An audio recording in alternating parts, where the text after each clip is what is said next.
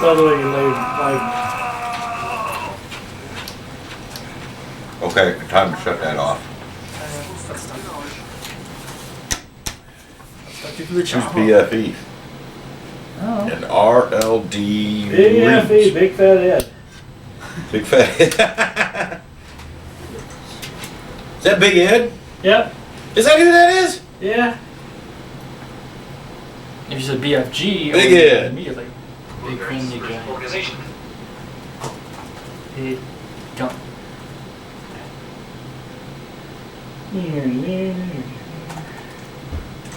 It's a very tactical weapon. I like this one. I got a new computer. I just gotta figure out how to steal it. Wrong answer. Wrong answer. 7:15. Zach Brewer won a dash race at a 99 in 2002. We're not having a guest at this present moment. We're gonna take that one out of here. And we are 7:01. Mason, we're late. So it looks like Zach Brewer's the only one that has experience at Atlanta. Who? Zach Brewer. For Modified race. the quarter mile modified He won a race? dash race there.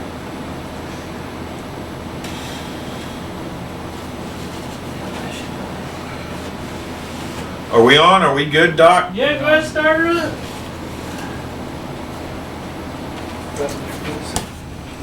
I'd like to thank everybody for watching Let's Talk Racing Thanks, Ed. tonight. Ed's already getting into you already or Yeah, something? he's already got into me. Now you can get, he's your trivia master there, by the way. Yep. Anyway, tonight we got Matt Mason here and myself in the background. And of course, the people in the chat room and the people that'll be calling in. So we're gonna have a good time tonight. We're supposed to have Kyle Petty calling in a little while. Technically, right now, you're in the foreground. No, I'm not, because you don't see me. You're still in the foreground. But anywho, He's in the background. Get No, some he's in the background. Now He he's in is. the background. And there's the phone. Hey, there's the phone. I bet I know who this is too. I'll bet you I know who this is. Y'all gonna love this. Oh, and Oh, live. wait. Yes. Your chair is Great betraying little you. girl. hang on, Corey. We got her? Okay. Push the line, then the speaker button. Hold on. I'm fixing my chair. Oh, jeez. The chair, he literally told me. I hurt my was all back. Mullins. I wanted. Okay. There we go. What's this hurt back stuff? You there? Yes. Hi, Corey. How are you? Good. How are you? Good. For everybody that is watching this, this is Corey French. It's actually Corinne, isn't it? Yes. Okay. She is Manassas, right? You live in Manassas. No, I live in King George. King George, okay. This little one here, I'm going to read this off because I was talking to somebody today about this. 38 wins, 123 top fives, 2 championships. And Corey, why don't you tell everybody how old you are? I'm 9 years old. 9 years old. Already got 2 championships. Look at them wins. And impressive places that you've run. Been down to Langley. You've been down here with us. I can remember when you came down. Old Dominion, King George, Sandy Hook, Mountaineer, Capital City. You've been down to Margarettsville too, haven't you? No, I'm going to race there this year. Okay, so you're going to race down there this year. And you've been to Sandy Hook. Did you, now, for anybody that doesn't know, she runs Champ Carts, which you're running the Purple Plate division, I believe, right? Yes. Okay. And let me see. Did you, now when you went and ran Sandy Hook, which is road course, right? It's also an oval. Okay, so you ran the oval when you went down there. Yes. Okay. So this is a little girl that's got an up and coming career. We're going to talk to her for a little while tonight. How you doing tonight? Good. Good. So tell us what your plans are for this coming up year. I am going to. Well, I'm going to race my go-kart, and I also got to I got asked if I could do the bandolero, so I'm also going to do the bandolero. You gonna do Bandoleros? Who's your car owner this year? Mike Diaz. Mike Diaz, and if somebody of you from up in the Manassas area, he's a Legends racer from up there, isn't he? Yeah. Yes, he is. He is. Okay. Who's going to be your teammates this year? My teammates are going to be Mason Diaz, Trevor Collins, and DJ Powell. DJ Powell. Have they all been into the Bandoleros before, or are they all new? I think DJ has done it once, and Mason has, and I'm not sure about Trevor. Not sure. So have you had the chance to test yet? No, I haven't. You haven't. When's your first test date? I'm not sure. You're not sure yet? Nope. Okay. Since it snowed so much, it kept getting canceled. Okay, I'm typing and I'm talking to you at the same time. Talk about when you first started. When did you start? And tell us about how you got started into racing. When I was little, I used to go with my dad to the dirt track, and then I got interested in the racing, so I watched some movies, and then I was like, I want to do this, and there weren't any go-kart tracks where I was at that place, and I had to wait a couple years, so until I moved to Virginia. Till you moved to Virginia, then it was wide open from there, wasn't it? Yep. So you've been out racing. You've been doing a little bit of dirt racing now, and you're also doing a little bit of asphalt racing. What do you prefer to do right now? I think both actually. I like pavement and I like dirt just as much. Do you? Mhm. So are we going to see a future sprint car driver here? I don't know. What do you want to run as you get older? You're going to be in the Bandoleros this year, and you're still going to be in your champ card, of course. But which way do you want to go with that? Do you want to go play on some dirt, or maybe some asphalt, maybe do some road course? With the Bandoleros, I'm gonna race at the Old Dominion Speedway, and then could you say the question again? What do you want to run when you get older? Do you want to go run dirt cars, or do you want to go to NASCAR? IndyCar. IndyCar. You want to be an Indy driver, huh? Yeah. Yeah. Who's your idol? I know who it is, but My idol is Danica Patrick. Mason. I was waiting for Mason to say something about that. I have nothing to say Nothing to say. Okay. on this show. And now you come from a family of racing too, don't you? Yes, my grandfather raced, and then my uncle raced, and now I'm racing. And you're racing. Who's your uncle? Daryl Hills, the super late models on dirt. He runs up in up northern Virginia, doesn't he? Up at Hagerstown and Potomac Mills. Yeah. Yes, that's where he races there and below the track. Yeah.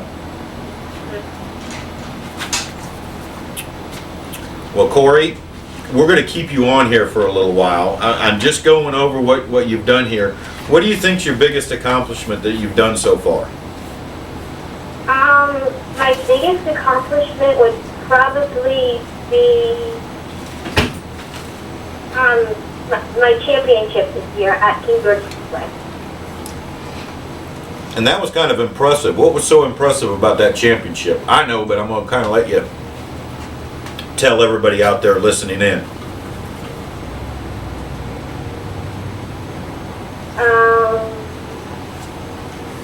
What wasn't it? You had how many wins did you have this year? Well, total I had 38. This year? This year, I had about 18 wins. And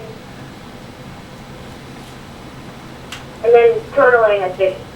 Total you have 38. So you got your 18 wins this year, didn't you? Yeah. Okay. Now you've been traveling around a little bit. You got a favorite track or anything? What did you say? Where do you like to race? You got a favorite track where you like to go race? My favorite track would be my home track just because, it was the first track I ever raced on, so. So that kind of makes it your favorite track? Yeah. Do you have any, I'm trying to, if anybody doesn't know, this is Corey's first time, so I'm trying to word these questions. And you're doing a great job, Corey, so you understand, these questions. How would I put that? What are you trying to ask? I can't think of how to word it, so. What are you trying to find the answer to? It's in my head. I can't even think of how the question to. My name's not quite on Mason. I can't read mine. Yeah, I know. I got to skip that because I'm at a loss here. Just ask it straight out. Huh?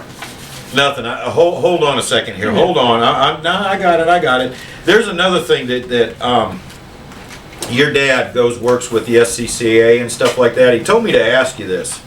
But what else don't you go and help your dad? No. I work timing and scoring. It's this like little building where you help out with like information, times of the race car drivers so that they can know, and he just helps with the flagging. So you go help out your dad quite a bit? Yeah. Sounds like he's kind of a big influence on you, isn't he? So he's the one that pretty much. What does your mom think about you racing? She thinks it's awesome, and she's also, she thinks it's awesome, and then she always tells me that she's always nervous about it. Yeah. She get pretty nervous with you out there then, I take it? Yeah. Yeah. So now, is she gonna go, does she go watch your race? Yes, she does. She does? Most of the time. Most of the time. Yeah. And your dad's in the Air Force now, right? No, he's, working for the government now. Oh, okay, that's right. He's working for the government. So he was just down here a couple weeks ago, wasn't he, down this way? Yes. Okay. So, now how's your schoolwork? They make you do your, you gotta get good grades? Yes. It's one of the, things that my mom and dad tell me, like, if I don't get good grades, then I can't do racing, so. You can't do racing? Is school pretty easy for you? Most of the time, yeah. Most of the time? Yeah. Well, your dad says you're an honor roll student. Is that true? Yes, that is true. All right, cool. Where do you get time? You're also a Girl Scout too, aren't you? Yes, I am. Yeah. How do you get all this time to go do all this stuff? Well, racing's on the weekends, which you probably know that, and Girl Scouts is, during school, and then, and then SCCA and stuff is, on weekends too. Is it? Yeah, we just find time for that. And then honor roll is just being at school every day and getting good grades. Getting good grades. Cool, cool. Now listen, we're about ready to get Kyle Petty. You got to hang on with us? Yeah, sure. Okay. You got your sponsors? I asked you the other night, you got your sponsors all ready to go? For my bandolero, well, for the bandolero or the go-kart. Give a plug to any sponsor you want to plug. Right now's the time to do it. Okay, for my go-kart would be my mom, my dad, Larry Hills and Sons Excavating, and my grandparents. And then for the bandolero, it's the sign shop and and that's it. The sign shop just right now? In other words, we need some more sponsors for you, don't we? Yeah. Okay. Well, listen, we're going to help you work on that a little bit. Are you so nervous now? Yes, I'm nervous. You still nervous? Well, don't be. You're doing just fine. You've answered everything pretty good. So we're waiting for Kyle Petty to call in here. Anybody else you want to thank?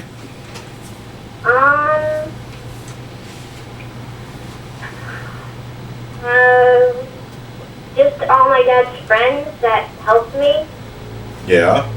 My dad, mostly. And then that's about it. That's about it.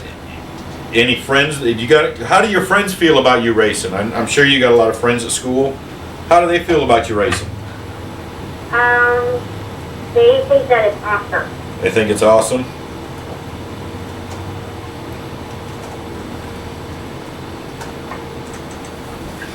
Do they ever come out and see you run? One of my friends did. One of your friends did? Mm-hmm. Do you want to do a quick modified preview before? That's what I was going to do. Okay. Listen, Corey, we're going to get you to hold on here. My cohort over here wants to do a modified preview. Do you watch Madhouse? What? Do you watch Madhouse? No. No, you don't? It's on the History Channel. It's Oh, actually a pretty good show. At 11 o'clock at night, that's a little... Well, it might be a little too late for her. So, listen, we're going to sit here and listen to Mason do his modified report, all right? Okay. All right, let's sit here and listen. Alright. It is that time of year for me. The only thing that gets me more excited than the return of late model racing is the return of modified racing. Because it's just, you got two of the best series. And then this week, for the first time ever, the Southern Modifieds are going to be taking the track down in Atlanta. Not the big track.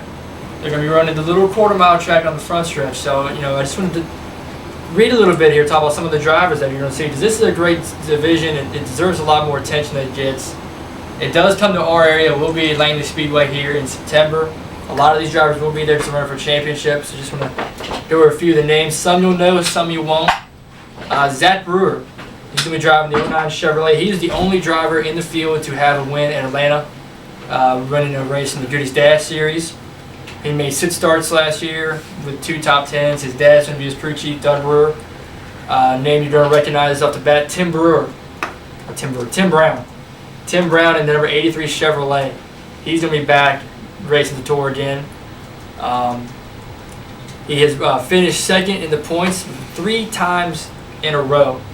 2006, 2007, 2008. A little bit different from what he's used to, winning 8 championships at Bowman Gray. He has 52 career starts.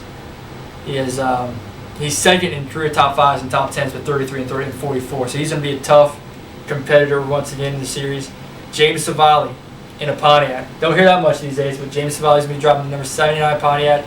2006 Rookie of the Year in the Wheeling Modified Tour, which is up north. He's going to be running the full season. Buddy Emery, a local name, used to run IMCA Modifieds here at Langley. 2008 Rookie of the Year for the Wheeling Southern Modifieds. He's going to be there. He has 10 career top 10s and 26 starts. Best finish of a 3rd at Myrtle Beach last year. Little legendary name, you may know him for his brother from Madhouse, but Frank Fleming. One of the greatest modified drivers, I think, in the history of modifieds. Not one of the top tier, but one of the lower greatest. tiers, yeah. He has He's tied for first for most career starts in the Southern Modified Tour. He's only missed one race since the tour started in 2005.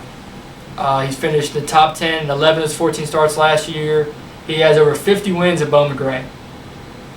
Let's see, another name you might recognize before his last name is Torrey LaJoy. He's son of two-time Nationwide Series champion Randy LaJoy. He's been running a lot of late model stuff, like Hammer East stuff, but he's been making his debut in the modifieds as a teammate. He actually started out in Bandoleros and Legends. His little brother, Casey, who they nicknamed Beaver Dragon, he's been running Bandoleros and Legends and Allison Legacy. A few more names. 2007 Southern Modified Champion, L.W. Miller, going to be returning to the series once again. Sits in second for most career wins with 10 in 45 starts. And then the Myers brothers, the guys I love to pull for, Bert and Jason. Bert is the most decorated driver in Southern Modified history to have not won a championship.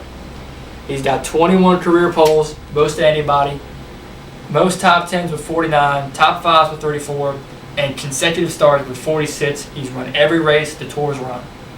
His brother Jason is tied with Frank Fleming for most career starts with 61. He has only one win on the tour at Bowman Gray in 06, but I think Jason's coming along really well, and you see it through what we're seeing on Madhouse, how he's really developing as a driver, kind of learning that, you know, he needs to be a little more like Bert, a little less patient and a little more aggressive at times. Gene Pack in the number 31 Chevrolet, best finished second in Martinsville in 2006, which was at the time until this year a combination event with the Northern Modifieds. This year, Southern Modifieds not returning to Martinsville. They'll still go to Bristol, so that's the only combo show on the schedule for now. Andy Seiss returning to the series. It's a great name. From New Hampshire.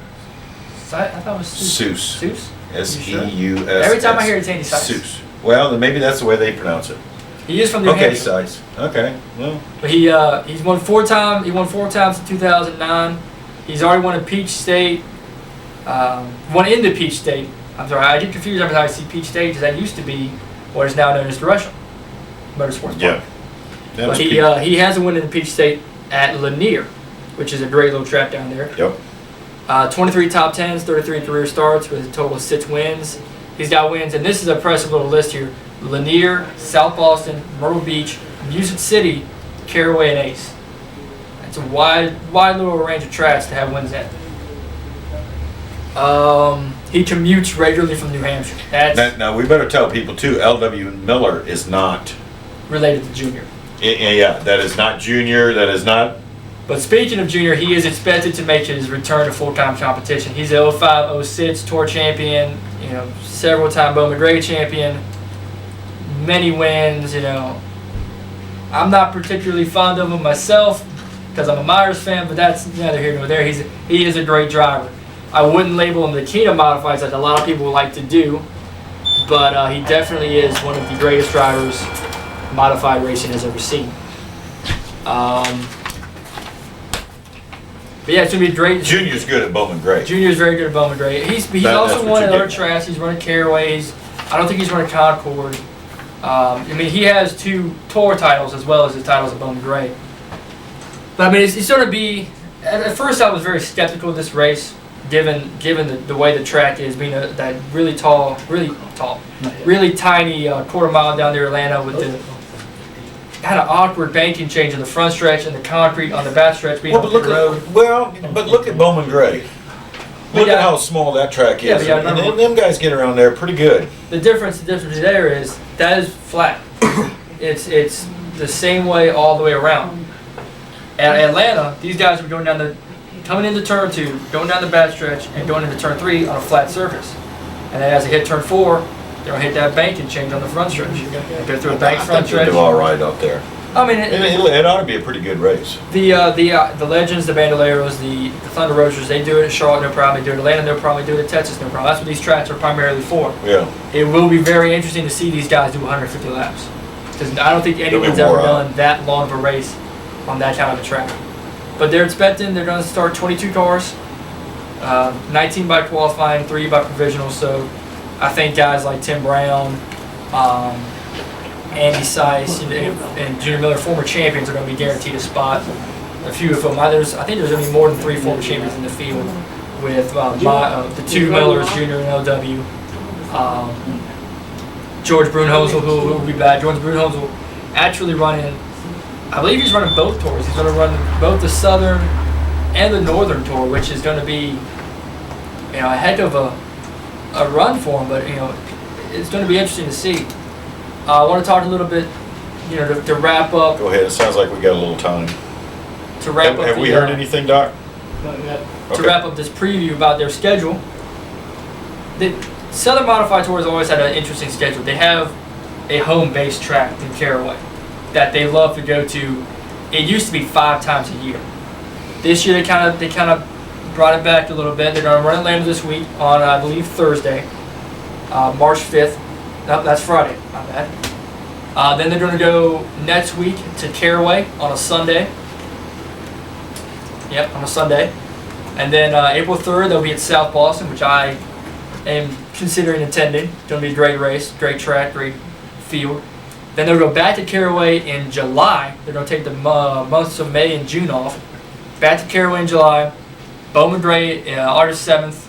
Bristol, which is always a crazy show to watch. Those cars on that track, they have restrictor plates, and they're still, they're full throttle the whole time. They're running faster than the Cup cars, and they start 43 cars. They're getting crazy. At Bristol. At Bristol, yeah, that's pretty good. Yeah, but they still are on restrictor plates. Oh yes, they're. Then those wide tires, they drip real well to the progressive banks in the concrete. Yep. 2 weeks after Bristol, they're going to go back to Caraway for the final time of the year, which is unusual for them to only stop after 3. And then we'll see them here September 4th at Langley Speedway. September 4th. Looking forward to doing that. I'm excited. Did you see them the last time they were down here a few years ago? Yes, it didn't start well. Heck of a room.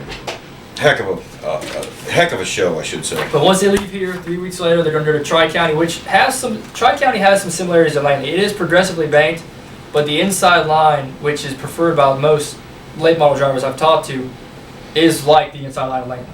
It's flat, it's tight. I don't think you're going to be seeing them using an inside groove. I think it's going to be like the UARA guys, or the USAR guys. Yeah, USAR guys. They were going up a little bit more, running some of the top groove. I think you're going to see them do it a lot. And then they'll wrap up the series the same way they started, October 14th, Charlotte Motor Speedway on the quarter mile on the Cup weekend. See, that's why I was kind of concerned about the car counts for these races, because it's a weekday race. Atlanta's a haul for a lot of these teams. Charlotte, not so much. Atlanta's a haul. You got to deal with the Cup schedule. You got to deal with the Nationwide, the Truck Series. You're there to be there also. You're going to have to be there tomorrow, I imagine, for getting some practice. The rubber's going to be weird because you're going to have their Hoosier rubber in the turns, and then a mixture of Hoosier and Goodyear rubber on the pit road and the front stretch. So, that's going to be interesting to see them going down that stretch. It won't be so interesting this time because there won't have been any pit stops done.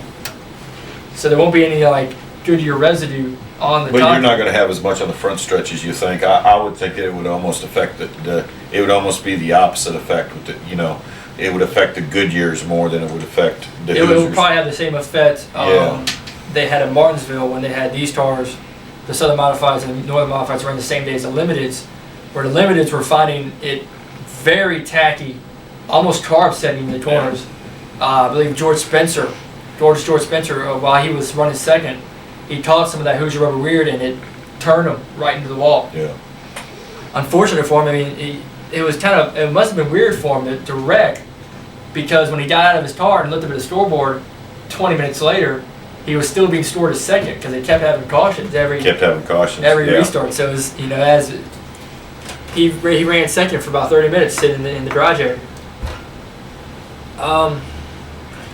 Keep going. You're doing fine. Corey, you doing fine? Yeah. Are you learning anything? Yes. Say yes. Just say, yeah, I'm learning a lot. Well, since we talked about the Southern Mods, I'm going to transition a bit and talk about a show they're going to be running with a good bit this year, which is the newly named K&N Pro Series East.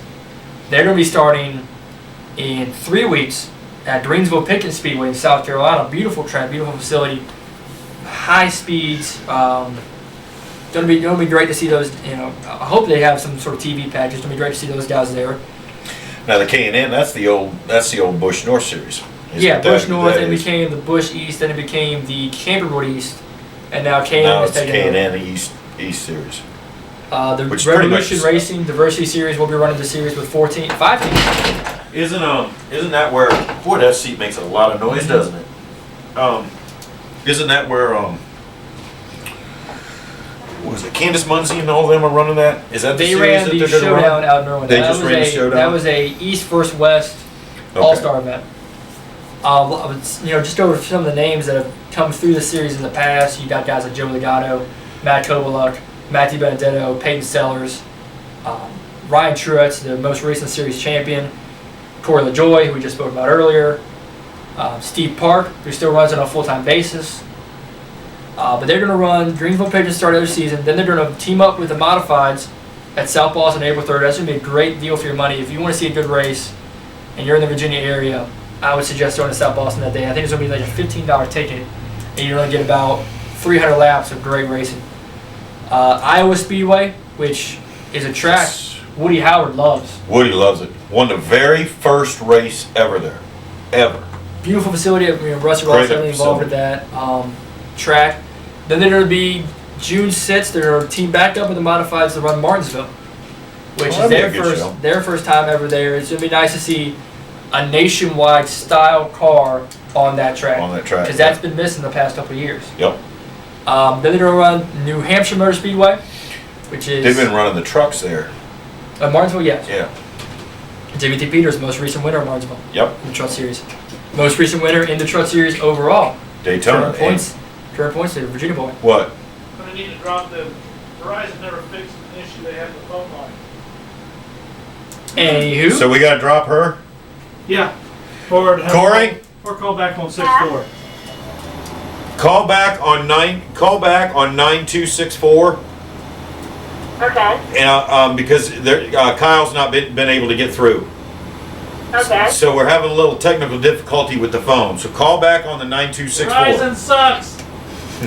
We didn't say I didn't say that. I like that. Okay, give us a call back. Okay. All right. While we wait Okay. for Kyle to call back, I'm going to run through the rest of the schedule real quick. After New Hampshire, they're going to go to Lime Rock Park, Great Road Course. They're going to run a race there. Hang up the phone, man.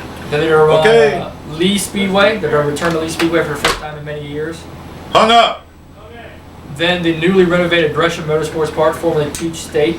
Great facility down there, beautiful. Dan Elliott and his people have done a great job. That place is gorgeous down there. I've seen some pictures of it, and Yellow Leland has walls. come in, and The lights are controlled by a little remote control. yep. Then they return to New Hampshire in September, and they wrap up their season once again at Dover, which is a great track for them. You want me to answer that? But I mean, these two series, the K&M Pro Series East and the Williams Southern Modifieds, if you're in this area and you want to see some great short track racing, the way, I don't want to say the way it used to be, but the way it One or two. should be. Go to one of these shows. They're gonna be great. It's a lot of veterans with guys like Matt Kovaluk, Steve Park, Jason Burton. Corey, if that's okay, hold on. Corey, if that's you're calling, hold on a second. We got him on the line. We're trying to get Kyle over right now. So hold on. And then you got a lot of the young talent in the series with guys like Corey LaJoy, Matthew Benedetto. I actually don't know a lot of the rookies that are going to be running K&N East this year. They haven't really said what their rookie class is. I haven't heard anybody that's going to run it yet. Now, the most impressive rookie class right now has to be the UAR race, with 10 different rookies, including guys like Robert Johnson, Junior Johnson's grandson, Ty Dillon, Richard Cho's grandson, Michael McGuire, the 13-year-old kid who won the Orange County Limited Late Model Championship, Ronnie Bassett, another young kid. Now I'm drawing a blank on the other 6. Technically, I guess you could say Frank Denny Jr. is going to be a rookie. It's a little weird to think of FDJ as a rookie, but he's going to be running the UARA Tour this year. But is he going to run full time? That's up for debate. It depends on how the first 5 races go. Now, if you go to race 22 right now, Race22.com right now, you see we put up a new list today, or yesterday, the top 10 veteran drivers. Now, some of these drivers, you may not think they're veterans, but they're interesting drivers. Drivers like Travis Swain, Jeremy Donnelly, Justin Johnson, Andy Mercer, C.E. Falk, local boy. Is he going to run UARA? See, no, this is the top 10 veterans. Oh. This is a list we just made. Okay, we got him. All right, we got both Corey and Kyle. All right, hang on a Okay, second. get Kyle first. Well, I'm going to do Corey and then pull Kyle in. Okay. Corey, you there? Yeah. Hold on. All right. There, Kyle? Yeah, I'm here. Hey, man, how you doing? Got Matt Mullins and Mason Dunn and myself. All right. And we have a little 9-year-old, Corey French, on the other line with us. Say hi, Corey. Hi. Hello, how you doing? Good. How are you? I'm doing grand. I'm down the highway. Where are you heading to today? I am almost to Charleston, South Carolina. I'm going to drop my wife off here, probably spend the night, and then head to Atlanta first thing tomorrow morning. I tell you, they got you running everywhere. I understand you've got, with the new speed TV shows and everything, you got a whole bunch of them lined up. What all you got going out there now with them? Yeah, it used to be easy. Used to I just had to ride around in circles. Now I have to run around in circles. It seems like that's the way it works. But I'm going to, on speed stuff, I do NASCAR Smart with Rutledge Wood. We do the game show. I love that. Yeah, and it's a lot of fun, man. It's more of a trivia show. So if you watch it and pay attention, you just might learn something, because I learn something about every week about skiing or David Pearson or Kale or something Joe Weatherly did or something my grandfather did. So that's pretty cool. And then I do race day, which I love doing race day. I really enjoy that with Kenny Wallace and with John Roberts. And then I do Victory Lane with Kenny Roberts and John Wallace. Or excuse me, Kenny Wallace and John Roberts. And then I do, like last week, I did some of the nationwide practice, and I got to do nationwide qualifying with Burns and Steve Burns and Jeff Hammond. So it was fun. I'm kind of the fill-in guy. Whenever they got nobody, when somebody's sick or they need somebody and nobody will show up, they say, let's call Kyle. It's like the Life cereal commercial. Yeah, give it to Mikey, he'll do it. So Give it to Kyle, right? And as much as you're on there, it looks like you're primary person, Kyle. I'm not primary, man. I'm janitorial. Oh, He's janitorial. I'm clean up, believe me. When they can't find anybody else, Frank and Steve Craddock, and those guys, Frank Wilson and Steve Craddock, they say, yeah, just get Kyle, he'll come. So this week, I'm looking forward to this week. This week I'm going to do, I don't know if y'all saw the show that Michael's doing now, Fast Track to Fame. Yep. It's the new speed show. It's the new speed talent show. So I'm going to be a judge on the talent show. So I'm kind of looking forward to that with Ricky Rackman and those guys. So it's going to be kind of different. Now, what are your qualifications for being a judge? I have no talent. That's your. Yeah. Anybody, they always say people that critique and people that criticize have no talent at doing what they're critiquing and criticizing. So I'm assuming that's why they got me to be a judge on the talent show. Oh, It's God. like the philosophy about school. Those who can't do, teach. Those who can't teach, teach gym. That's me. That's me. Now, you've got a new Victory Junction gang opening up out in Kansas, if I remember correctly. We broke ground on it last May. Yeah, I didn't mean to make it sound like you were already ready to open. No, that's fine. We broke ground on it last May, and we're in the construction phase right now. KBS Construction out of Kansas City. They're building a hospital facility, and we're going to use the hospital, which at the camp in North Carolina is called the Goodies Body Shop. We're going to use the body shop basically as our office and as our main administration buildings there for the first until we get everything up and running. And this is 2010. We broke ground in 2009. We hope to be up and running and start seeing kids there sometime in 2011. If not, it'll be 2012 definitely. With the economy the way it is and things the way it is right now, it's a little bit slower. Things have slowed down, but we're still plugging along on it. So we hope to have that thing up and running in a couple of years. Yeah. Is this going to be just like the one down in Concord? Yes, it is. It's going to be just like the one in North Carolina. Still with the race team kind of concept to it. Because, motorsports has been so important to it. When you look at what Tony Stewart's done, what Dale Jarrett's done, what Bobby Labonte, Jeff Gordon, Kurt Busch, Michael Waltrip, and you can go on. Jimmy Johnson built the bowling alley for us. and so many sponsors like Lowe's and Home Depot, Coca-Cola, so many companies and so many race fans have been so important to the camp that, we didn't want to get too far away from that. So we're going to keep the same kind of circle kind of theme to it, the same kind of body shop, fuel stop for the cafeteria, and all that stuff. So that's kind of the way it is. Yeah, didn't Dale Jr. just do a contribution yesterday, I think? The Dale Jr. Corral Amphitheater. Donated $1 million. He's the first guy really to donate to both camps simultaneously. We're building the amphitheaters, and one in North Carolina and then one out there. And that's something that Dale's been working on a long time. And, it's funny because he kind of gave us the money about a month ago. But he wanted to make his announcement and he wanted to do it on his time.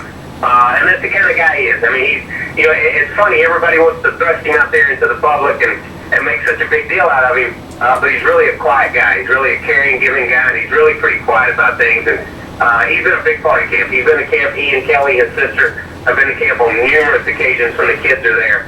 And they don't want any publicity out of it. And that's he and Tony are the same way in that. Tony just does stuff. And it's like, yeah, okay, don't tell anybody I did this, you know what I mean? Yeah. It's kind of cool that he finally announced it. He announced it, and it's funny because he kind of announced it and didn't tell anybody at camp he was announcing it. When he started getting all these phone calls, and it's like, okay, we need to call and find out if he leaked it out or somebody else leaked it out. It was his deal.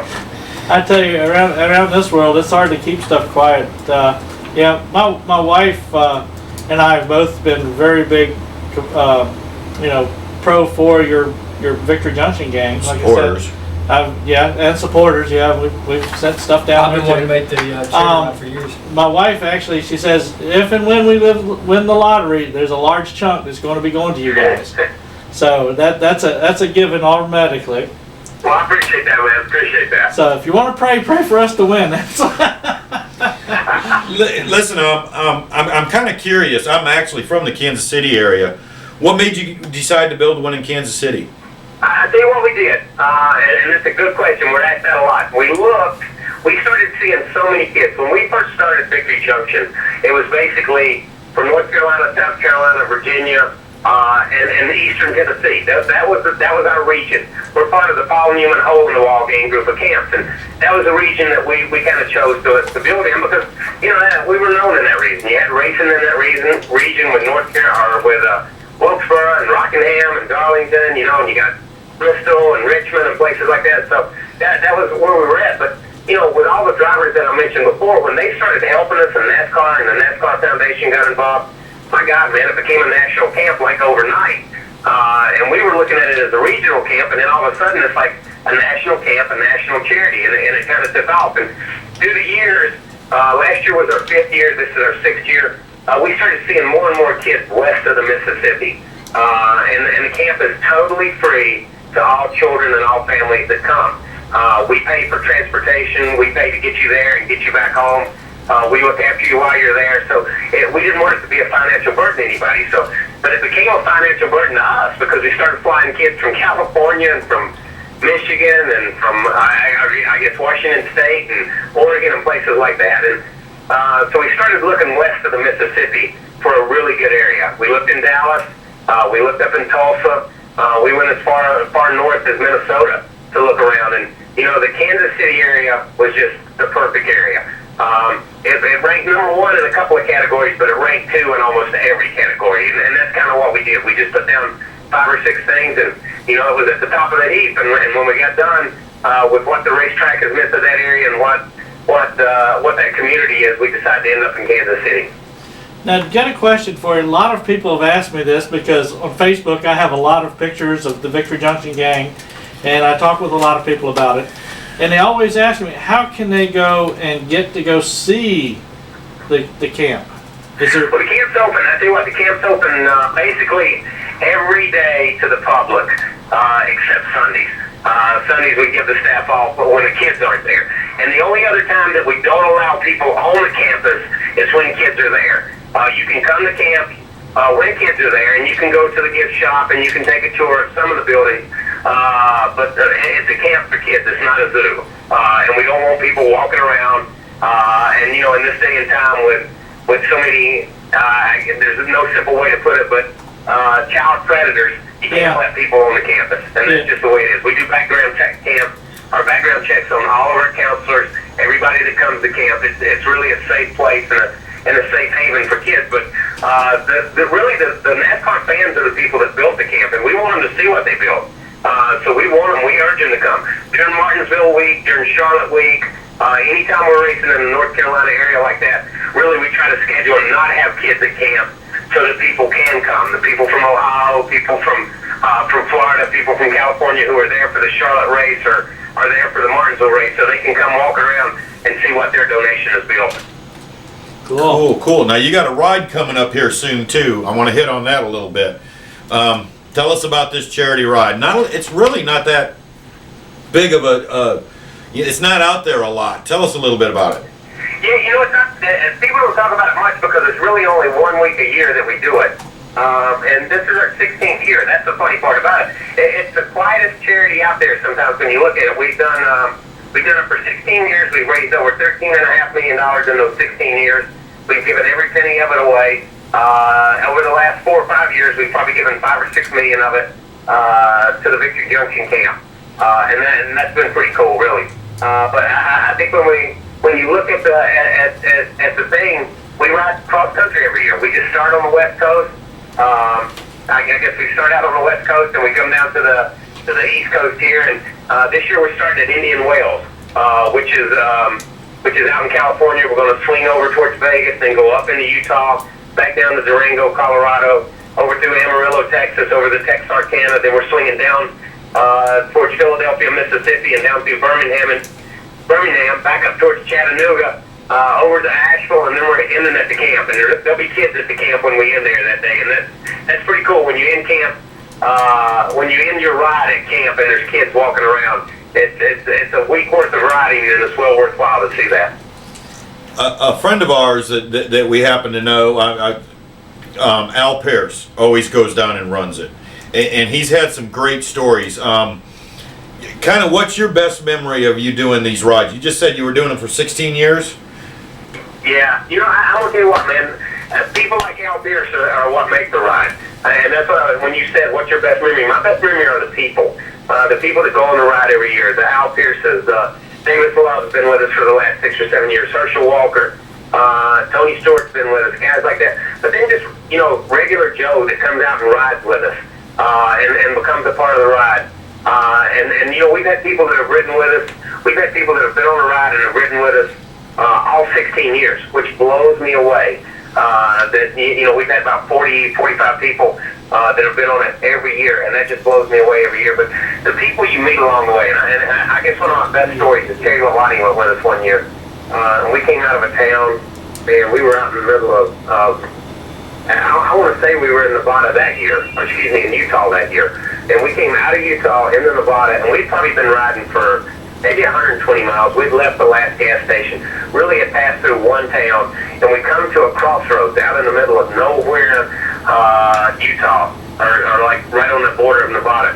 And there's a couple standing there with probably an 8 or 10-year-old boy with a sign that says, "Terry Labonte, will you sign my autograph?" And we stopped. And Terry signed the autograph. The whole group stopped. Terry signed the autograph. We talked to this family. They had driven 2 hours to get to that point so that they could get an autograph from Terry. And we left them and rode for another hour before we ever saw civilization again.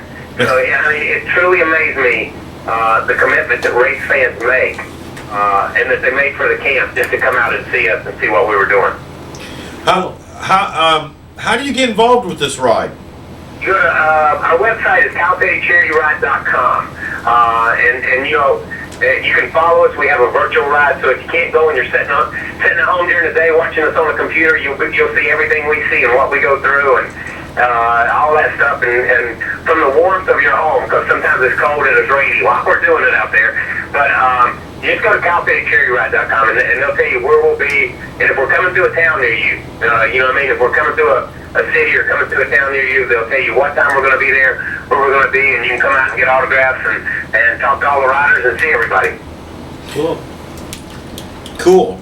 Now, I know we've got a short time with you. I had somebody on the website want to ask this of you. and wants to know what you think of the truck in the Nationwide series and where they're going. Do you think the truck's gonna, where are they going with these?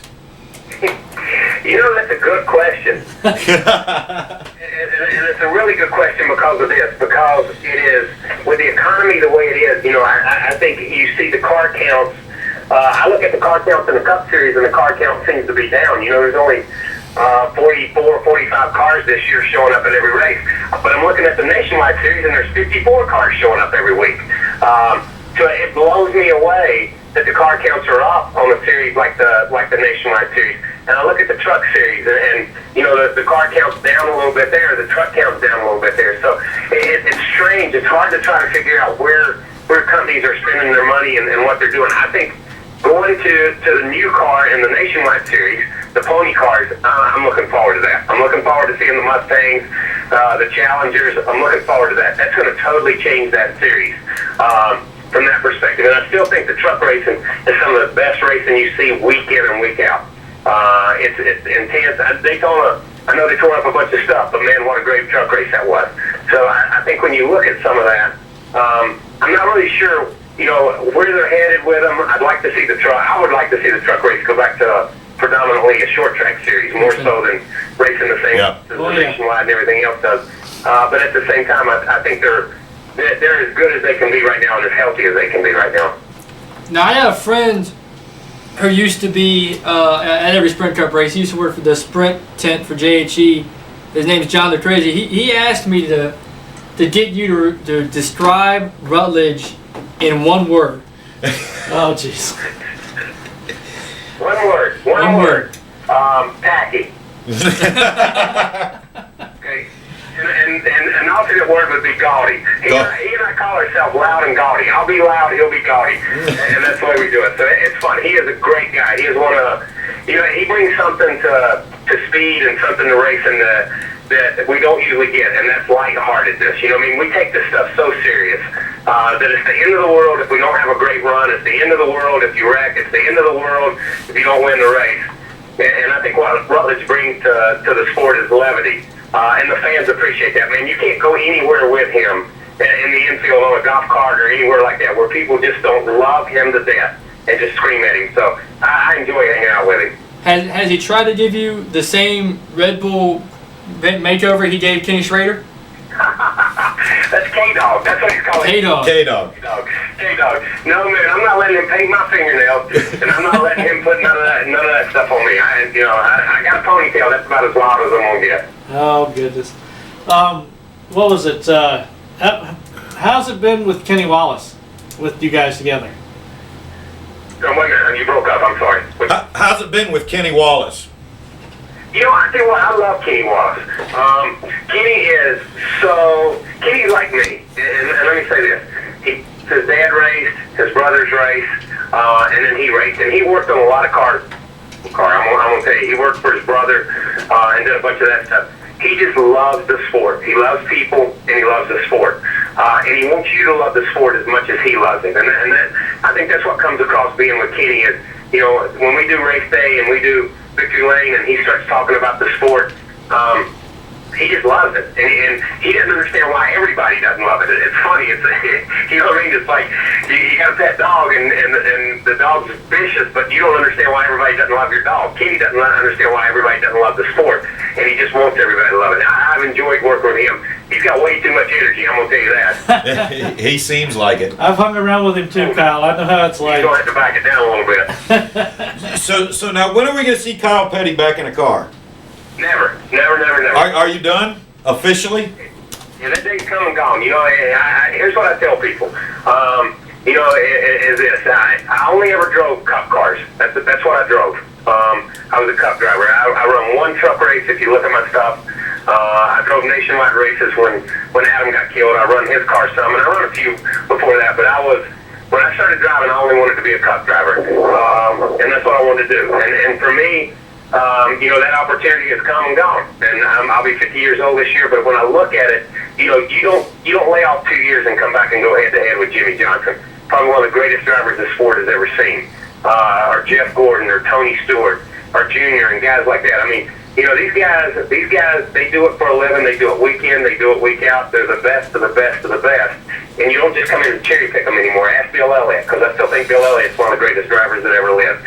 So I think once you get out, this is the kind of sport you need to stay away from. We've seen guys in the past, you know, Daryl's tried to come back a couple times and run the truck races and stuff like that. And, you know, to come back and drive a race car at a test or to just mess around at a racetrack, yeah, you bet your bottom dollar I'd do that in a heartbeat. But to do it competitive, yeah, I'm not really interested in going back and doing that again, because, you know, I was getting beat bad enough when I thought I knew what I was doing, much less to come back later and try again.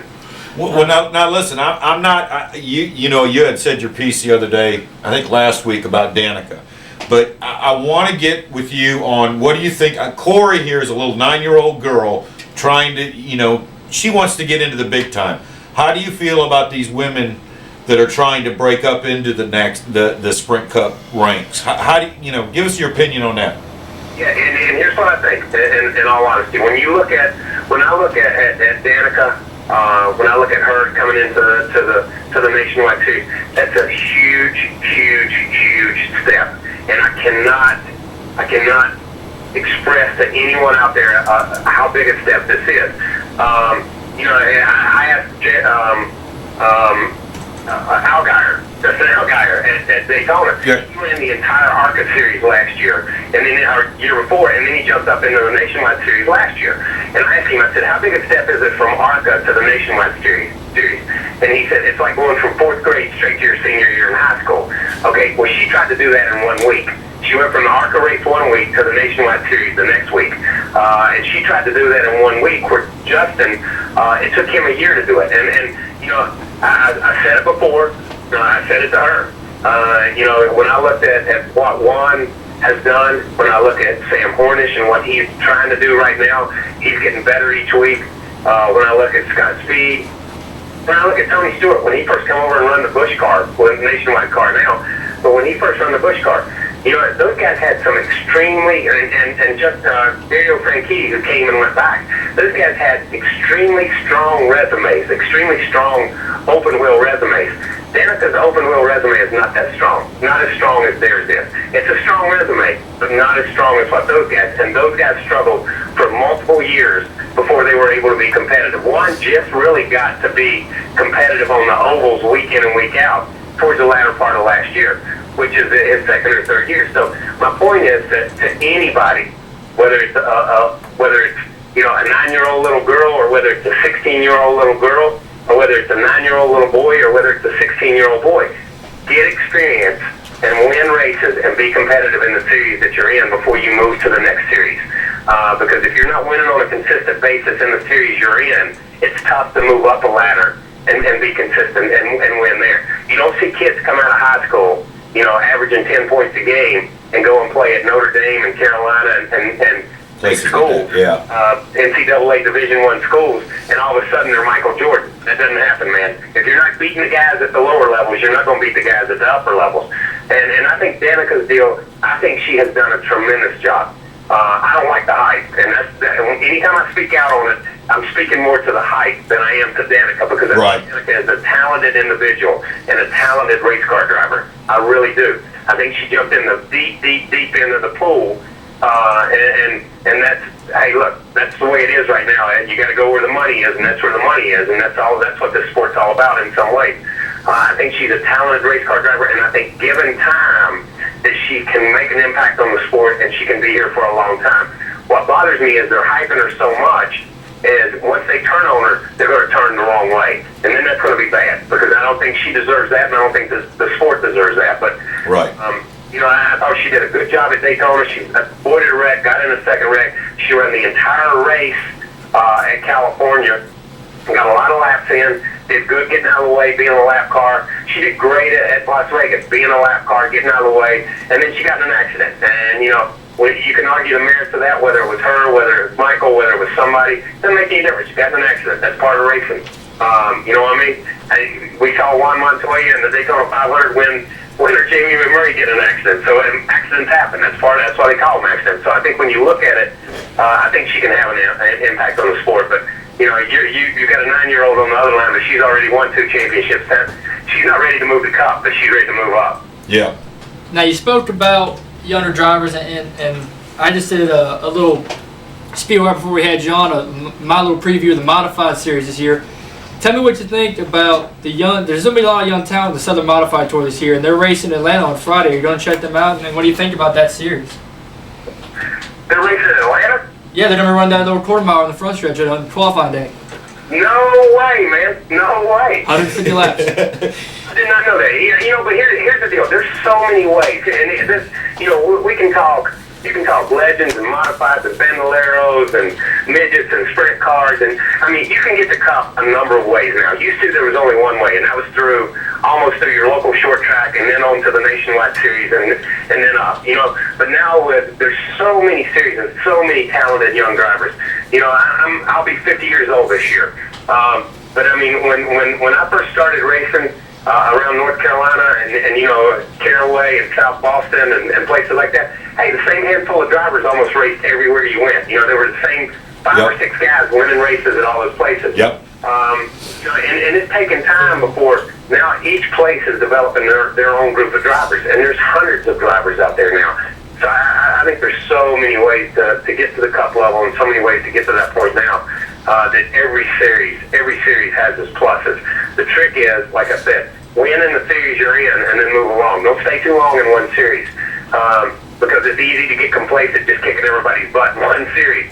You got to keep challenging yourself to be the next Jeff Gordon or the next Jimmy Johnson. Yeah, you need to keep moving up that ladder.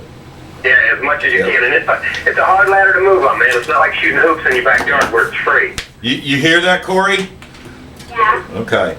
I know she's got a question for you. She told me last night. She says, I want to ask Kyle a question. So, Corey, here you go.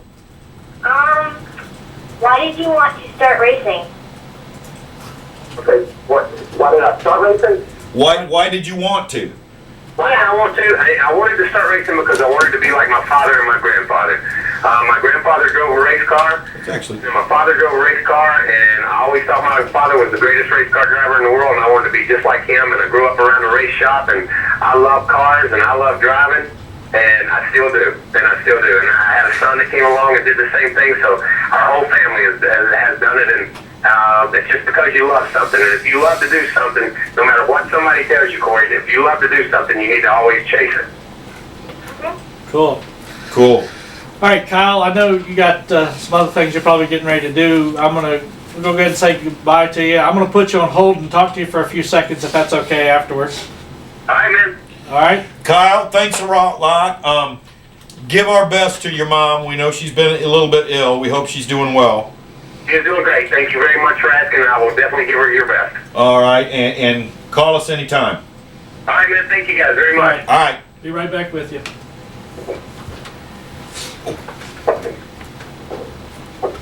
I just put the button. I'm going to leave on hold for a second. Okay, Corey, hold on, Corey. Corey's already on hold.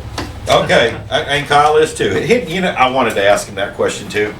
That would have been I'd love to good. see it, but the problem is, I think the only track really with the capabilities to handle a Cup nationwide or truck audience or surrounding would be Eldora. Well, no, because you got Springfield and you got Taconic, which are mild dirt tracks. Stands, parking, pits.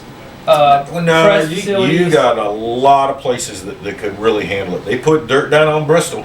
Yep. Why couldn't they do it again? You know, I was watching that the other day. I was watching the sprints and dirt late models, and I saw the Bristol Motor Speedway fan page, and I said, you know, why don't you do this anymore? And he said it was a problem with logistics and money, but he said, but you never know. We might bring it back. Yeah. And I would love to see it. I'd like to see Dover with the dirt. You know, there's a lot of tracks that you do that with. You know, you can do that with Richmond. You can do it with Martinsville. That ringer's very loud. That ringer is very loud, and I know who this is, and I'm going to answer this usually because I'm online. But if you get us a minute, I'll get you to call right in, and we'll get you on the air. That's what I'm going to do. So we still got Kyle on. As soon as I get him, I'll call you. All right, bye. And that's Bill Mullins. I'm going to call him as soon as we get Kyle off, and we can run the show a little bit longer. You know, we could put Martinsville dirt down dirt. on I land. agree. We could put dirt down on land. They used to have a dirt invitation. I'm trying to remember. I saw a picture the other day of someone, the person that They won. used to bring all the dirt guys down and running that. Yeah, the dirt invitational. I saw a picture just yesterday of Victory Lane after one of those. I can't remember who won. There's a lot of guys. They used to do that. But I mean, it was I did, and I shut my ringer off, Steve. Okay, now it's just on vibrate, so nobody else can hear it. If you want to see a great show, there were 2 different ones, or I think there were more than 2, but there was 2 ones on YouTube. You've got the World of Outlaw sprint cars at Bristol, and the World of Outlaw late models. And the late models, yeah, they were some great They were both shows. great. And Great shows. I've never seen, you always see the monster show where they tape off some seats in case something happens. They had a huge section of all the seats at Bristol taped off because they didn't know. They didn't know what was going to happen. They could throw a car over the fence, which is very possible with those cars. Oh, well, yeah, I've seen them go over 15, 20-foot fences, especially with the sprint cars. So, yeah, And they can fly. And they fly, they bounce. So, I'm hoping that he hurries up and gets off that phone. Okay, he's off that phone?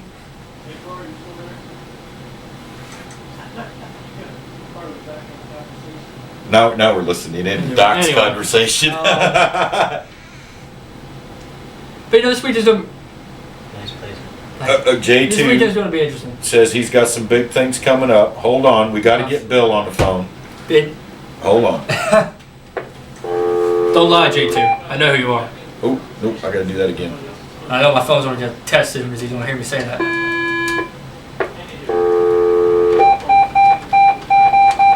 A little good news from a friend of the show. Kyle Walsh got to see his new car today. No. It's not near finished. It's still sitting at Bobby Creech's shop, but he saw it. I saw a picture of it. It looks great. Her name's Alea. Hopefully she... Alea. You call Bill Mullins? Princess Leia. Yes. Yeah, we're calling. He just called You're me. doing the job of the producer now. Thank you. Thanks for coming out. Okay. Corey's still in the line too. Corey, you still there? She's on hold. Okay, hold See on. how one's beeping and one's not. Power and performance. Our 60th anniversary at Langley. Okay. That was Chuck Hall in the form of an automated message. Now you got Corey, you there? Back on. Corey, okay, what'd you think of that? Don't answer it, I'll get it. What'd you think of talking to Kyle? I think that it was really cool. Hello. Did you? Is it really? What'd you think of how he spoke? Did you think that was pretty cool? Bill Mullins, everybody. Yeah. Hang on Okay. a second. Let me get you transferred over. Oh boy. Okay, now we got Bill Mullins. He's the owner of Langley, You ain't got it. president of Ham Roach Kart Club. We're introducing him. We're introducing him. Yet. Okay, well, about time I did something right. Tell us when we don't do a job, and then complain when we do our job. Oh, hush up. Okay. Now for instance. There we go. We got Bill in there now. Bill, you there? Yeah. Alrighty, man. Bill Mullins, owner of Langley Speedway, president of Ham Roach Kart Club, racer, Many other things. many other things. Tell us what's going on. What are you up to tonight? Head step and fetch it. I'm here at the racetrack. I've been working with David Overstreet, the vice president of the kart club, and we were kind of working on building a new kart track, and we're getting ready for our membership drive and our swap meet and everything else. It's time to go racing, so we're pretty stacked, and it's not unusual to find me out here at 8 o'clock at night. I can attest to that. So, what's on the plans for this year? We know we got some big races coming in. We've been talking about the modifieds already, September 4th.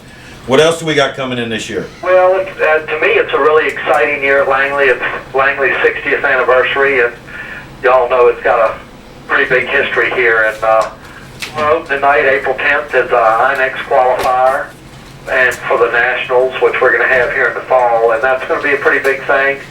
I know all the Pistones and the group from Dan Concord are coming, and I think the boys from Shenandoah are coming, and a whole lot more. So we're really looking forward to having Daryl Krentz and the boys up here, and with that series this year, I really think it's going to be heated up with what I'm hearing.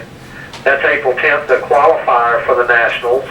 April 17th, Rolling Thunder Modified race will be here, and what's exciting about that, it's their season opener. Our second night of the year is Rolling Thunder season opener. Then third race night, we go into our regular points program there. Of course, they're within the first 2 race nights. Then the next big thing on the card is the 29th of May with the USAR Pro Cup race sponsored by the City of Hampton again. And we've had a very good relationship with Jimmy Wilson, and and particularly Larry Campo, the ownership group there, and we appreciate their support at Langley Speedway. July 3rd, we've got fireworks here. There's a pretty big show, and I think that's going to be really exciting. That's one of the biggest nights of the year. Then on July 10th, we have the Hampton Heat Race, the 200 lapper. Again, that's sponsored by the city of Hampton. And I think that's going to be really exciting. You know, our late model field looks really stacked this year. We got a great card, and something that's a secret, so I won't put it on the air, but I think that Falk car was turning 15.9s here yesterday afternoon in a test with Phil getting ready to go, I guess, to South Boston next weekend. So I think that we're going to put it out there, come to Langley Speedway and see who's going to break the new late model record. So we've seen some really fast late model times here and some testing. Of course, you know we're on Hoosier tires this year. We just got 500 tires in Monday. We got our Hampton Heat Race. Then August 14th, which is the same date as the Hampton Regatta hydroplane races, another deal that's backed by the city of Hampton. We've got another Pro Cup race, and that's going to be pretty exciting. Y'all know how good the Pro Cup races were here last year.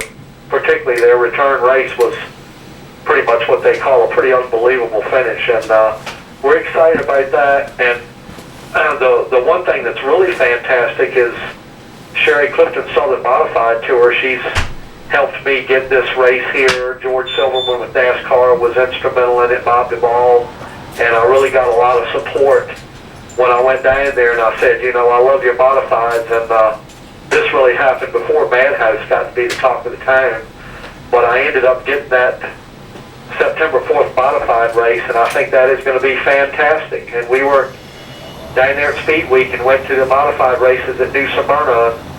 I saw Keith Rocco. I think he kind of wrote his address on everybody down there and name, and I'm hoping that, you know, I already know of 3 northern teams coming down here, and I hope to contact some other teams up there, and hopefully we're going to have some of the best modified racing in the country right here at Langley Speedway, and that's very exciting. And then we have another Rolling Thunder modified race on October 2nd, and we follow that up the following weekend with the 3-day NX Nationals, and that, you know, is very exciting. I went down to Lanier and was the guest of Donnie Clack down there this past year and watched him hold the event. He did a heck of a job, and we're just really pumped about all those big races at Langley. And then following the Nationals are our final points races the following weekend, and then we've got a weekend after that a Super Street U-Car Showdown, and the weekend after that a Demolition Derby. So we've got a pretty big stacked card here. When you think about the exciting modified races here, really our late models are the big thing. You guys know that. They're Tier 1 NASCAR. I think we've got some boys. CE was 7th in the country last year, and we've really got a shot at some of our guys ranking very high on national scoring. And of course, they weren't scared to tell Philip in November that he was a pretty well marked man. So everybody's after Philip Morris and what he's done. And you know, we've gone and sanctioned our modifieds Tier 2 NASCAR, and we've got some new cars being built, Matt, so it's very exciting. Yep. Now, NASCAR has, you know, they've announced now that it's gone from 1 sanctioned series to 5. Any thoughts of having more sanctioned series at the track? There is. I mean, you know, we've got great support from NASCAR at a corporate level since I've been involved, and they've really opened the door for me. They recognize Langley as one of the valued history short tracks in the country. They believe in our marketing area, and I think it's been really good. And of course, like any track, there's been some financial struggles here. I don't think that's anything that's not publicly known, that the track has been through a little bit of a hard time. That's one of the things that brought me on board, just to try to lend a helping hand. And I've kind of made a commitment to NASCAR as I rebuild the track and I see my way clear that this business will turn around. I plan to do more sanctioning with NASCAR. I mean, this year I went from 1 to 2, and hopefully my goal would be to be completely NASCAR sanctioned for these boys. That's one of the things I thought, and I told you that I thought you did great at the meetings, was when there was all the talk going around, all the rumors about what the deal was, you came out and said, look, here's the truth, here's the numbers, have a look. And I commend you for that, and that was the best thing that needed to be done. Well, I think so, and everybody seems to want to hear it from me. They know I sit here really with one season under my belt, and we digested numbers. I've got a bookkeeper that's very professional, and of course my wife has been fantastic supporting our racing, whether it was in the racetracks or serving the kart club as vice president or president or what we were doing, and she's been very supportive in this relationship. And as a family, her and I worked very hard digesting what needed to be done out here at the track and what it deserved. And we looked at the finances very, very hard this past year, and it's probably, like I said, it's not a secret that the track was struggling, and that's a pretty common storyline across the country for short tracks. And I'm a pretty straight up guy. I don't, I'm here really to serve the Speedway. It's not about me at all. It's about the race community. Y'all know, y'all are part of the great race community here in Hampton Roads. And the kart club and Langley Speedway has got a tremendous family here, and it's very noteworthy, and the people are worthy. And I have a commitment there. I'm pretty serious about my commitment to the track and my commitment to the race community. And there again, it's not about me. I've got some other things I'm involved in business-wise, and I'm not in Langley Speedway to try to make a living for Bill Mullins. Well, you just talked on a little bit something, and we need to talk about HRKC, because we are going in our 38th year, new track. Give us a little bit of an update, Bill. The new track's in the hopper. There again, it's part of the financial skid program. We put a substantial amount of money in the track in the past year, and I do have a commitment. I'm going to build a drop-down lane this year in the Speedway, and hopefully we're going to get this kart track going in the ground. I am working on some help with financing the track portion of that, and did have a meeting this past Monday morning, March 1st, Earl Hall with the kart club. He's our junior kart rep. He took me to the city of Hampton, and he's got all the connections there. And we went up to codes and compliance and found out that our property didn't have any RPA problems as far as drainage to put the track in the ground. So that was the first major hurdle. And then we found out we do need to have a site plan. So we've contacted a retired surveyor in Hampton for help drawing this site plan, and the city's actually trying to find an old site plan from Langley Speedway, like when they built the skyboxes and things, so we can use that and reduce the cost. So we're well on the way. I mean, the track's pretty well planned.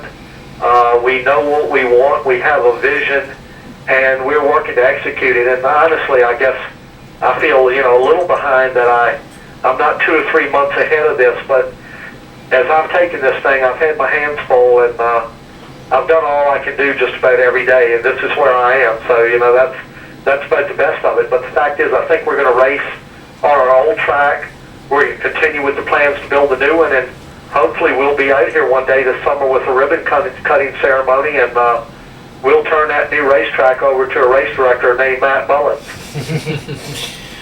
Well, I'll tell you what, there's a lot of people looking forward to it, and I'm looking really forward to the new track. I'm looking forward to this year. I think everything all the way around is really going to be a great year out here. I've heard your plans. You've just gave us a lot. You've got 8 major races that I'm counting right now, and that's going to be a full plate for you this year. Yeah, it is, Matt. It's a big commitment.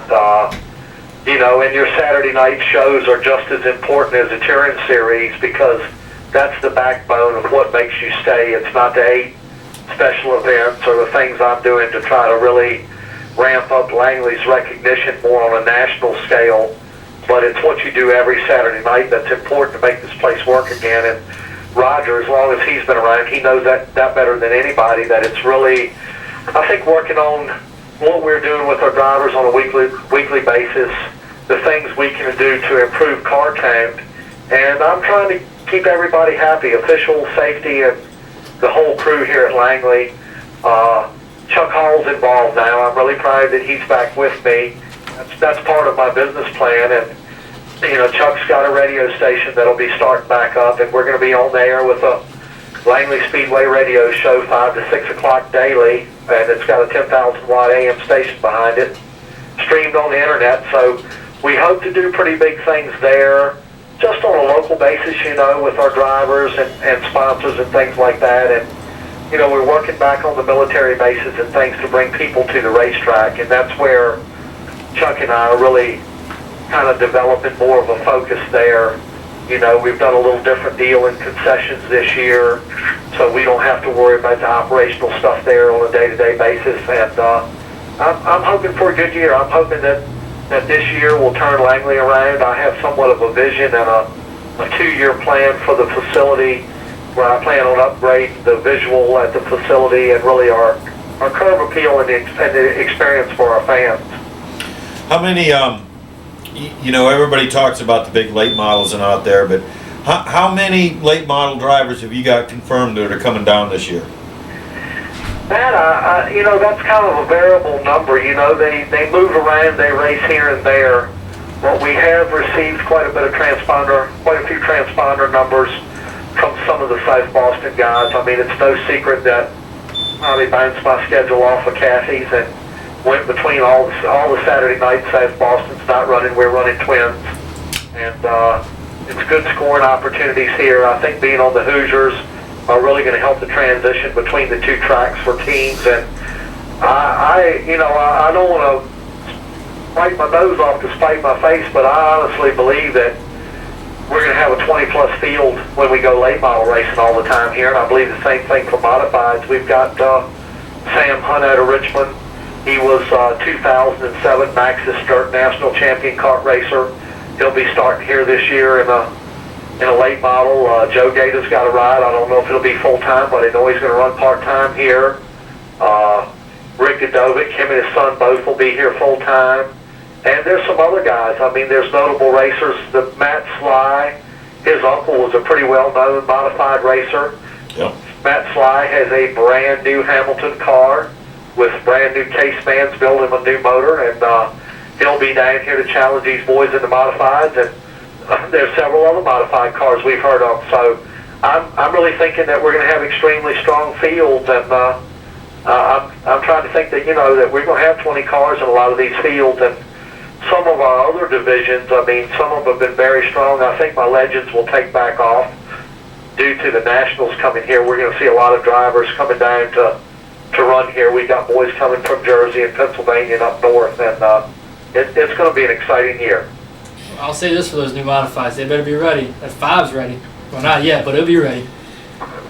Yeah, it won't be long. So we're really, you know, we're working every day and night here at Speedway to get ready, and it's approaching fast. And I talked to Jimmy Wilson not long ago, and I guess it was sometime in January, and he was telling me about his website and all the work he had to do. And he said, Bill, my website's got this counter on it, and I've only got 85 days to the first race. And I said, gee, Jimmy, I don't think mine's got that. I hope not. But when I hung up, I checked my own, and mine was counting down too. So I called it back. I said, dude, I said, I'm right there with you. I said, this thing has got a counter on it. I said, how inconvenient. And I looked at it today, Matt. That thing is steady clicking away. Yep. We're under 40 days right now, aren't we? I think so. You're yep. close. Yeah. Last time I looked at it, it was 40 days or something, and it scared me. But we're in good shape here. I think we've really restructured everything to Speedway inside and out. I've got very good organization here. I've got extremely good relationship we're kind of revamping and molding and making better than ever with the local fire departments and the safety, and with the city of Hampton.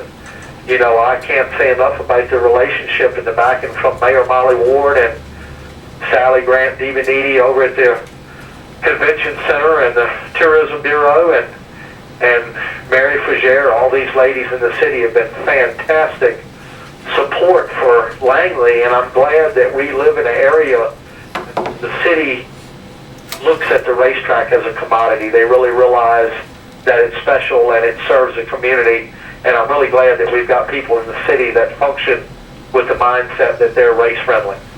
Now, you know, let's talk a little bit about your staff this year. You know, we got Butch Lasser returning as race director, Shane Laws returning as tech director, and Neil Steele returning to the tower. Who else are we going to see around every Saturday night? Well, you're right. You're really going to see the same guys. You know, our flag man, he flags at Southside on Friday nights and Langley on Saturday nights, and he'll be here with us. And it's all the same group. We've got everybody.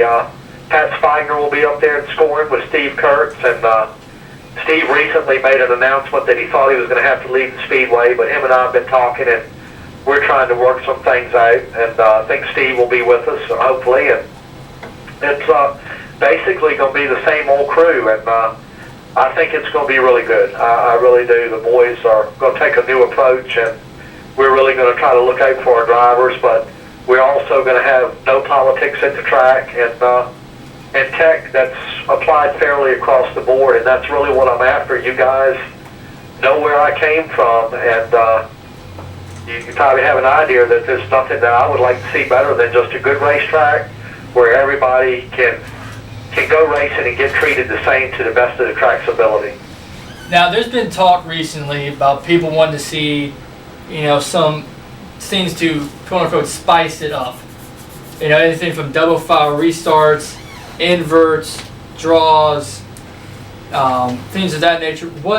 Has there been anything you've thought about or anything you would like to possibly do in the future or try? Well, I mean, we may be opening a can of worms, but I'll speak on it.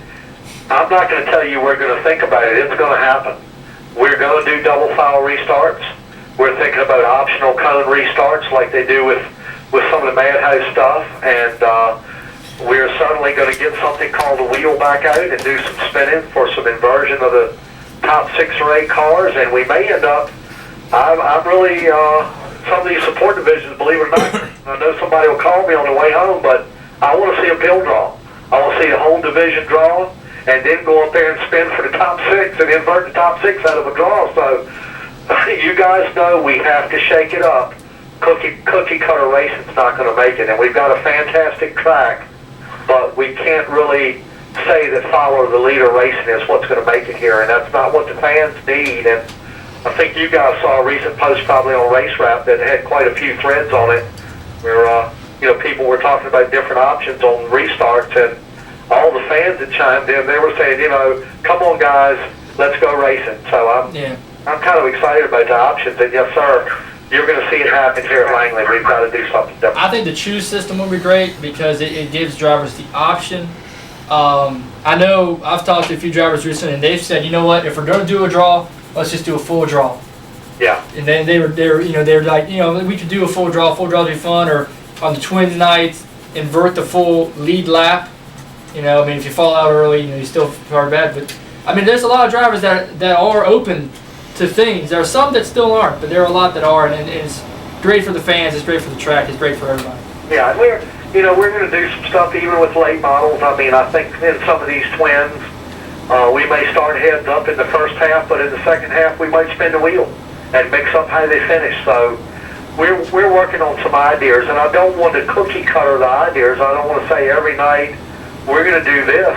I'm going to talk to the boys at the drivers meetings and tell them these are the optional things that will happen at the racetrack, and they're going to happen to you. It's just a matter of when. And tell them these things are double file restarts, optional cone starts, pill draw for the entire field for the start positions, spinning wheels, and all of the above to mix up the show. You could put all the options on a wheel themselves. Yeah, and that's a possibility as well. That's a good idea. And I raced here under pill draws. I've raced here under spinning the wheel, and I can tell you, as a racer, to me it was as fun then as it was any other time. When we were qualifying and running straight up, that was okay, but honestly, to tell you, the best fun I ever had out here was when we were qualifying, and then we would spin that wheel and have to mix it all up. And see where you were going to start at. Yep. You had no plan. You went and spun the wheel, and they lined you up, and you didn't get to make a plan with your buddy in the pits. And that's it. You had to go racing, and that was the most fun I ever had out here was qualifying somewhere and getting mixed up in a wheel spin. Well, I didn't expect to get that much out of you, but I'm sure there's a lot of guys out there that are actually happy to hear that you're willing to do some changes to make this a little bit better racing. Follow the leader with one car kind of gets boring every now and then. Yeah, well, there were times where guys did get followed leader. There were also times there was some exciting, but there was some follow the leader. We got to admit that. Oh, yeah. So. But let's be honest when we talked about this follow the leader. If it did happen, that team and that car had earned they put the work in. No, there's Before no any fans argument say, about "Oh, that. we're tired of seeing that guy win." There's no argument It's like Jimmy about Johnson; they earned it. Yeah, there's no argument about it. There's nothing you're going to write into a rule book or nothing you're going to do at the tracks to stop a good team from being great. And I know that from my little bit of racing. Exactly. When we won, it was done in the shop at home. It wasn't done it when we got to the racetrack. It was in what the team was doing and the time we spent in the shop. And, you know, you come to the track prepared, and if you're a great team, they can invert you, they can pill draw you, they can do whatever you want, but you might end up front. Exactly. I've seen it so many times, Matt, you have too. Yep, 100 times. That many? Oh, Specifically that many? more times. Bill and I go way back. I was working with him when he won his first U-Car race. And when he destroyed his first U-Car. I was there that night. Yeah, I think we broke the track record at Southampton when we took Tripp's probe up there that time. Yep. And you were helping me then. But yeah, my first win at Langley Speedway, Matt, was my crew chief. Yep. So as a matter of fact, we put that car together in 2 weeks. You got it out of Richmond, and we finished it off because you had just wrecked your Dodge, and that probe was your first win, wasn't it? That was an EXP, Matt. EXP, that's what it was. We had taken 2 or 3 different cars and built one, and Yep. Well, there's something for both of y'all's Wikipedia page. it was a pretty good little ride. But our secret was we cut camber in our tires, and nobody else around here had cut tires. Yep. And we'd been fooling with the legends, so we got us a pair of tires, and I forget what they were, Matt, what kind they were, but we slipped them over to Mike Smith, and Mike Smith cut them things, and it gave me almost like, I don't know, 3/4 of a second. Yep. And Trip Anderson was pretty dominant back then, and I just rode behind Trip for however many, if we were running a 25 lapper, I bird dogged him until the last lap, and we snuck by him right there and stole the checker from him, but we really didn't want him to know how fast the car was. So Matt and I took that car around for the rest of the year and picked up wins, and then early in the next season, somebody walked up and looked at it real close, and he said, "Oh my gosh, he's cut his tires." Figured out what we were doing. It took him that whole year, didn't it? It took him a year to figure it out, Yep. and then after that happened, tire cutting became illegal. Yep. Yeah, find the gray area and they flag you and you're in trouble. Yep, exactly. Yeah, we were, of course, when we went up to Southampton, we weren't cutting tires then. That show was over when we got to Southampton, but Yep. we sure had a lot of fun with those cars. And I remember when we went to Southampton, Matt, we were parked next to Denny Hamlin one night. Yep. And I was so embarrassed. I had this little 4-cylinder Saturn, and he's up there at the late model, and I asked him, I said, "Denny, do you mind having this junk parked next to you?" And he told me, "Nah, he really enjoyed it because I didn't make any noise." Yeah. I remember that Saturn. Yep. I used to run that Saturn. And now to see Denny where he is now, I mean, it's just fantastic, you know, knowing he got his first championship here at Langley in mini cups, and Mini stock. and where he is now today just shows you the potential of our kids, you know, in the kart club and around these short tracks. It can happen to anybody. I say it every year in my driver's meeting, and Bill will attest to that. Out of that group, out of HRKC, we're going to have us a Nextel or a Sprint Cup. You know, we're going to have somebody in that, running that division. I know it in my heart. We've got some of the best drivers in the nation out here.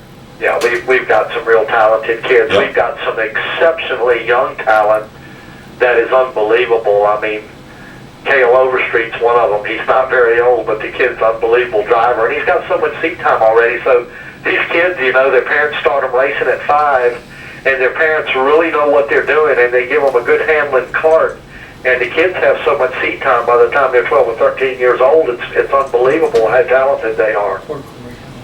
Now, I She's enjoying it, I bet. wanted to talk about it. You know, there's been a lot of talk recently about the Denny Hamlin Short Track Night coming up next month at Southside. Have you given any thought to maybe trying to have a similar event in September to kind of coincide, have your own short track night or celebrity night or foundation night kind of deal? Well, I have, but I'm not going to move too fast in many directions. I mean, I really want what was the Campton World E-Series, which is K&N Pro now. I really want to try to bring that back to Langley. That's kind of one of my goals for 2011. And, you know, I've got more work to do. I got to get this caution lane in, and then I got to have another entrance to my pits, and I want to extend my pits through the corner of 3 and 4 and have about 30 live pit stalls. But I don't say I'm going to take on anything like that special right now. I've got some things that has some NASCAR drivers involved in it that I'm working on behind the scenes, but they're pretty good ways out. And I think a short track can have too many big shows. You know, one thing I learned is if you want a big show, you have to make it big, but if every show's big, none of them are big. And so we really got to be careful, you know, with too many big shows. Now, there's one series that I wanted to ask you about that I think would be accepted well by our drivers, and that's the UARA late model series, which all of our late models could run with minor changes made. How would you feel about maybe talking to a series like that? Oh, I'll talk to anybody. I mean, I've got some calls from UARA, from ASA, and I'm interested in anything like that, but like I say, I've got to be pretty cautious. You know, I've got a great relationship with the Pro Cup people, and their show is fantastic, and I think they're heading to big places again. And I like to say, I think there's too many big shows, and I've got to be careful so there's a balance at the racetrack. And another problem I have, if I take on a big show, it stops my local divisions from running that night, a lot of them, and we've got so many divisions and so many people that want opportunities to race. It's really hard to build a schedule and satisfy everybody and get all those race opportunities on paper. So what you're saying is look for more next year, 2011? Yeah, as time goes by, I'm going to investigate other things. I'm going to go see some of these other shows at other tracks, but I don't have a closed-door policy to any kind of racing here. I mean, we want to look at it all, and if we think it's something that our fans want, and that they were really enjoying the Tidewater area, we want to try to bring it to the racetrack. Cool. Well, listen, Bill, it's over. We've had you on here about an hour, and you and I could sit here and talk for another 2 hours. Is Chuck there with you? Is Chuck there with you? Chuck's not here right now. Roger has worked Chuck so hard he went home. He's so scared he won't answer his phone. I'll make him call you, Roger. I got a surprise for him that he had mentioned something to me, and it's going to be good for you for the track too. Okay. Listen, and if I don't get off here, Kendra's going to kick my butt because I've held you out there too long. So. Yeah, well, maybe she's home listening in on the computer. I called her and told her that, you know, gave her the website. Told her get online here, and I'm gonna be talking to the boys in a little while. And when we're done, I'm gonna ease toward the barn. And tomorrow morning, I've got a couple of meetings to do, but I'm in pretty good shape, and we're really excited here at Langley Speedway about this year and the support that I've gotten from the race community, from people like Roger that's been around in this a long time. I've came in a little rough at times, and probably haven't done everything right, but I'm trying to do a good job, and I'm pretty serious about my commitment, and I think you guys know that. And I've been very well supported by everybody, all the race venues, all the sanctioning bodies, anybody we've dealt with and asked for support. Everybody has come through, and it seems like everybody's behind Langley Speedway, and I don't think that's anything new. I think that's something that has been going on here for 60 years, and I talked to a man the other day that told me, I asked him for help, and he said, I saw my first 2 races at Langley Speedway as a child, and it was a dirt track, and he told me ever since those 2 experiences, his heart's been at Langley, and I think that's a statement that really is kind of broad-based across the board in this area. We've got a pretty good local community here, and I think we've lost some of our fan base over the years, but you guys know what Chuck and I have got planned, and I think we're going to try to put people back in the seats out here. I think it's definitely safe to say that, especially in the garage area, we all appreciate what you're doing and what you're trying to do in the future here at Langley Speedway. And you've got our support here, Bill. You know you've got my support. He's got my number, and we've had many a talks at night about it. So, Bill, we're going to let you go. I mean, we're already.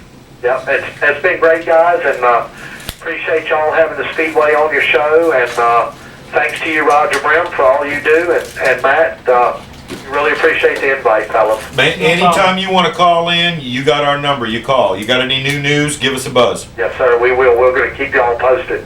All right. Have a good night. Thanks, Bill. Okay, take care, fellas. All right, you too. Bye-bye. Okay, Corey. Corey, you still there, sweetie? Yeah. Yeah. Did you have fun tonight? Yes, I did. All right. Well, listen, we're going to let you go because we're tired and we want to go home. But you got to call us and keep us informed on what's going on? Mm-hmm. Okay. Well, listen, you take care. Give me a call. You got my email and all that, and just keep me updated on what you're doing, all right? I'm going to try to race down there at Langley 3 times. Yeah, that's what your dad was saying. You're going to come down here and run the champ cart with us? Yes. Okay. I told your dad to talk to your car owner, bring them bandoleros. Okay. All right. All right. Well, you take care. We're going to get on out of here, all right? You too. All right. We'll talk to you later. Bye. Bye. So she sat there that all the time and just listened. I bet she loved every minute of it. She got a nice little thing I'll tell you about later. From, Because she was to a conference then when I was talking to Kyle over there. oh, was she really? Oh yeah. So they were talking. No, she was getting to listen to what Kyle and I were talking about. Oh. Inside. Did she say goodbye to Kyle and all that? Mr. Yeah, Jackie she did. called me. If she found out, we better out. find out what they were talking about. Oh, we'll find Yeah, out. okay. We'll find out. Anyway, I'd like to thank everybody for come joining us tonight for Let's Talk Racing. Everybody have a good, safe evening. We'll see y'all later. See ya! See ya! Yum.